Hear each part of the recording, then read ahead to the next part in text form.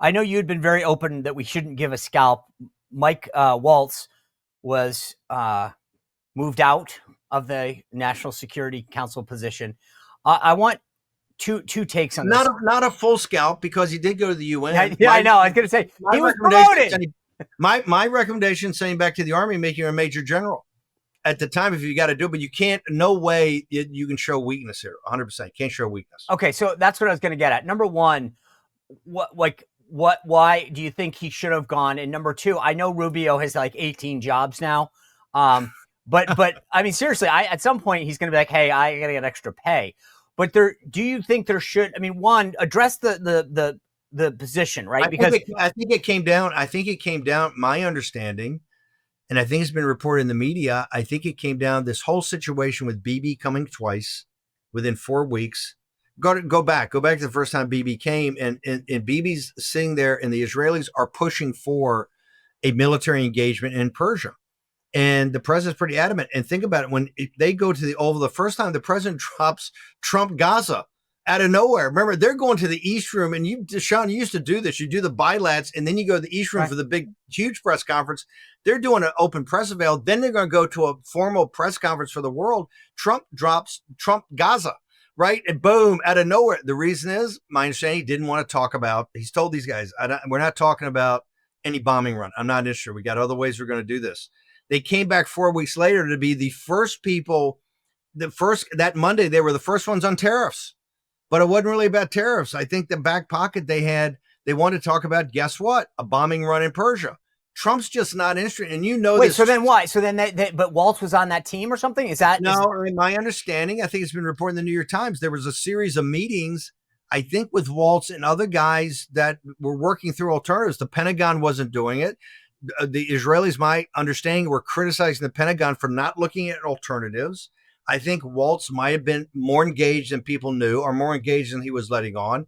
And that's why I think the president basically said, my understanding has been reported like this, is that, hey, it's time to move on. And I was one of the advocates of giving the dual hats to, if anything had to happen, to Rubio. And here's the reason why.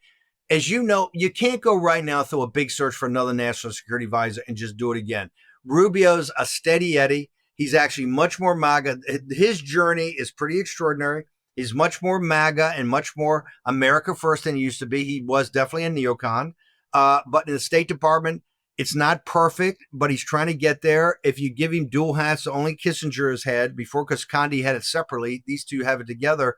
You reorganize the NSC, you get the neocons out, you get some more America firsters. NBC News is reporting, along with Sergio Gore, that may be completed now on the personnel side or close to it. I do know that some of the people that I have promoted as saying it should be a part of this or more America first, I think a bunch of those people potentially are going to go in. We'll have to see. Right. So Mike Waltz is a good man.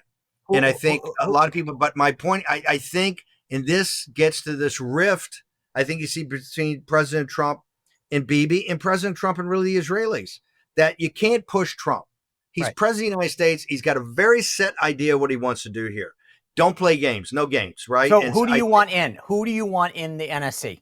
Either running it or also in it? Well, I mean, I want people like the Derek Harveys of the world. People that, as you remember from the first term, are kind of these veterans that understand what the deep state trying to do, the games, or the deep state's playing. When I say deep state, I mean that aspect of the Defense Department, the Justice Department, the CIA, and DNI, different one of the security apparatuses that kind of come together. And, the NBC News reported today, 300 billets at NSC, way too many. 240 of them are seconded from the other departments. And most of those, as you know, we walked in there and all of them were Obama and Bush appointees that were out to kill us day one, to leak stuff on us, to basically thwart the president's program. That's all got to be cleared out. All right. So how long how long do you want someone who would be right once Rubio does this to go in and replace and be the new NSC? I think there's a lot of different alternatives. I think that's got to play it. I'm a huge believer that General Caslin, who was the superintendent of West Point, if Caslin, and it came down to Bolton, Caslin, and McMaster's, I was a huge advocate of General Caslin at the time, and other forces around the president time, convincing him of masters. I told him at the time, I think this will be a disaster. This guy, first off, I think he's a brick brain, has no judgment, has other personal issues, and will be a disaster. History showed that I was 1,000% correct. I think it'll be something like a General Cass or somebody, but I believe that should be a year off. I think you got to get through. You shouldn't have another new National Security Council. My recommendation, let Rubio be dual-hatted. Let's get through the end of this year. Give the president plenty of time to get his sea legs now on what he's doing on these massive moves in the Middle East and with the Chinese Communist Party, the whole invasion plan of Taiwan that he's got to deal with, what's happening in the Arctic instability, laying hands to stop the kinetic part of the Third World War. And so he should see a lot of people. And this time would be somebody that's totally in sync with him. I don't think we're under any hurry. I would. Do you have a pick for restructuring? There's also a vacancy of Chief of Naval Operations. Do you have a recommendation for President Trump on who he should pick? Sean Spicer. That's not going to happen. No. I don't want to say I'm too close to a bunch of guys over there. But here's the point on Chief of Naval Operations. Number one, what President Trump is laying out is the hemispheric defense that's basically a naval strategy. President Trump's strategy, if you think of it, is very Mahanian, right? This is back to the Navy. We're getting off the Eurasian landmass as a constant presence. No more big army. We're not going to be fighting big wars. That's why we're not in Ukraine. No more big wars in the Eurasian landmass. Expeditionary forces, things in defense of Taiwan. I think if you look from Greenland and the Arctic all the way down to the Panama Canal, then you take the Central Pacific as the natural strategic heartland of America, the 3 island chain that, Pete went on. That was his first trip to Hawaii, then to Guam, then to the Philippines and Japan, the 3 island chain with the Central Pacific as that vast empty, which is one side of the globe is the Eurasian landmass. The other side of the globe is the empty Pacific. That's the natural barrier for the United States. You do all that together with a naval strategy. You throw a Golden Dome on the top of it. You have total hemispheric defense. This should be, the NDAA should be realigned to this. This is why the selection of the next Chief of Operations, which I think I am so disgusted by what I've seen in these reports of these crashes we've had, collisions we've had in the East China Sea, the basic lack of seamanship, the basic ability to fight the ship.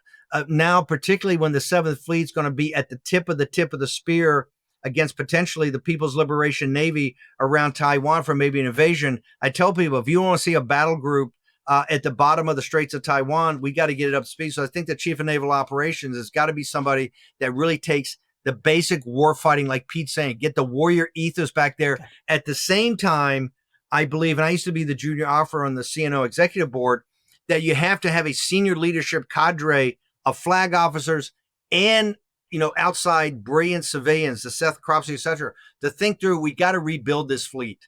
Okay. This should be the major arms investment that we make over the next 10, 20, 30 years, has to be rebuilding the American fleet. So I think this pick of the CNO is important for warfighting and then the overall strategic vision. Because, dude, we've had some horrible goofs on the shipbuilding side, and it just can't continue on. I want to pivot to politics for a second, because you guys put out this really interesting list at the War Room of races that you're getting involved in 2026.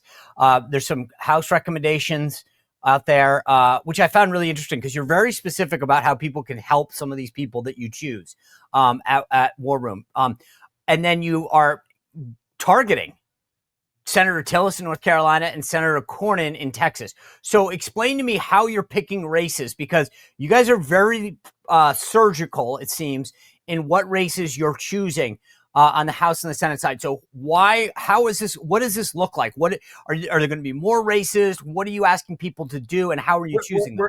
We're thinking it through with people like the Alex DeGrasses of the world, the Caroline Wrens, others to help us think it through, and the grassroots. Remember, the precinct strategy, which we helped become a platform for, we've taken over many of the state parties, whether in Colorado or in Georgia, North Carolina, South Carolina, Texas. But there's a big gap between taking over the party and actually controlling what happens there, because the vested interests are fought back. We are of the belief that in North Carolina and in Texas, because the Senate is a whole different level, that it's so outrageous what Cornyn's done, and the whole Texas situation, which is the railhead of the MAGA movement.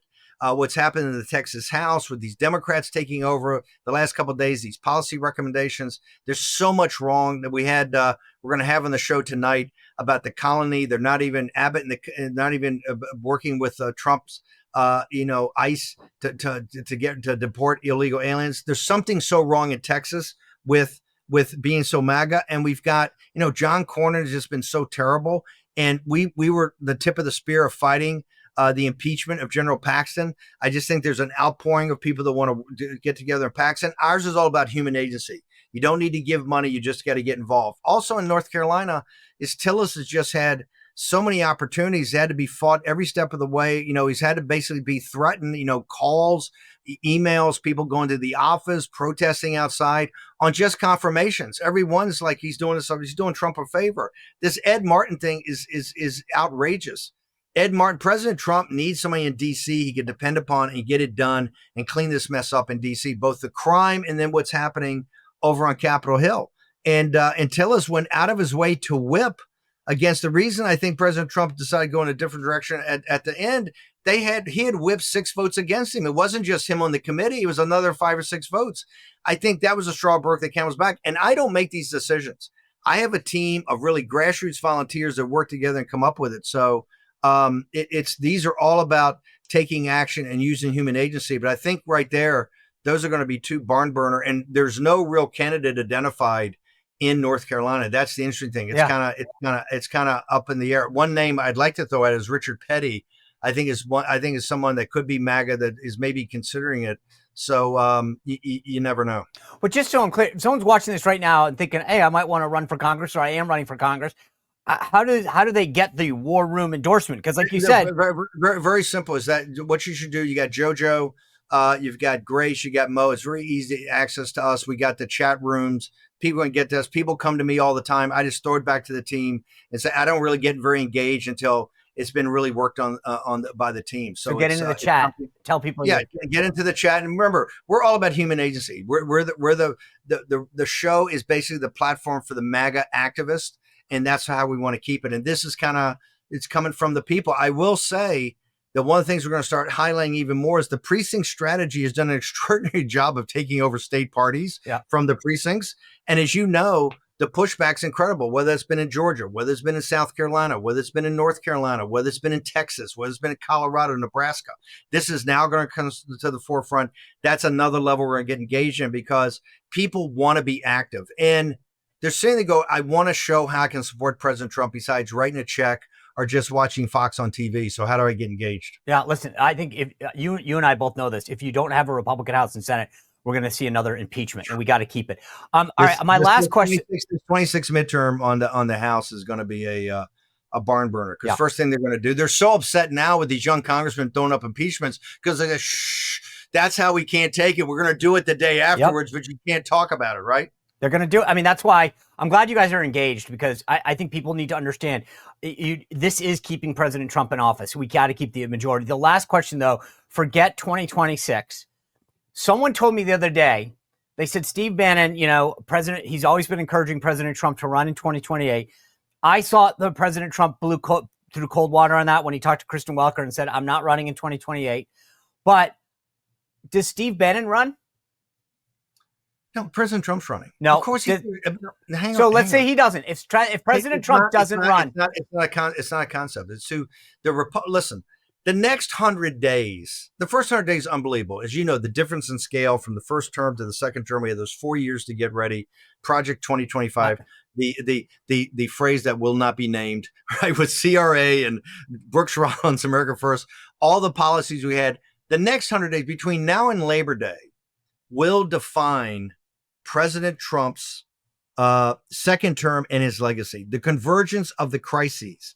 The crises were the constitutional crisis that we're having, we're going to have. Matt Gaetz laid it out on the show today about this showdown about presidential power, about his Article 2 powers with these radical judges, the whole kinetic part of the Third World War, all of those wars he's trying to stop simultaneously, plus the big, beautiful bill, which really means how the country's the economic model and how it's financed. Those are all converging. Debt ceiling, first week of August. Supreme Court leaves the last week of June.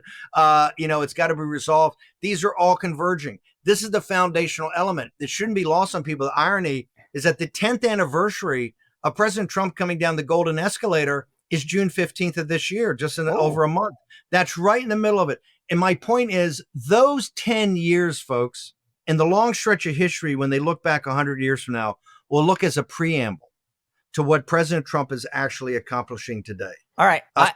President Trump has no involvement in what we're doing. He said in number 10, I'm not running. Right? Wait, no. Is Steve Bannon, yes or no? Is Steve Bannon running in 2028? Full stop. No. Absurd. I don't need to because President Trump's going to run. Okay. All right. That's all right. An unequivocal no. All right. I just put, by the way, I've got more important things to do in the war room. All President Trump, and I'm serious about this, we are working behind the scenes without any involvement of the White House, the RNC, any of the big money around Trump or President Trump himself. Okay. He is very sincere when he says he's not running. He's going to be called by the nation because of the crisis we're still going to be in, because, folks, the 10 years from the golden escalator to June 15th of this year, that entire decade is nothing but a preamble that now really gets us towards the red zone. Everything else has just been moving the chains. And so now we're here. You're going to see his presidency defined, the beginning of his definition of the age of Trump defined between now and Labor Day. Steve Bannon, you never disappoint. Thank you for joining us again. Thank you, sir. And I'm going to check back in with you about our beloved Navy, because now more than ever, she needs amazing leadership. Okay, that's a deal. Well, thank you, brother. Take care. Well, if you enjoyed this content, make sure to like this video, subscribe, and click the notification bell to get more.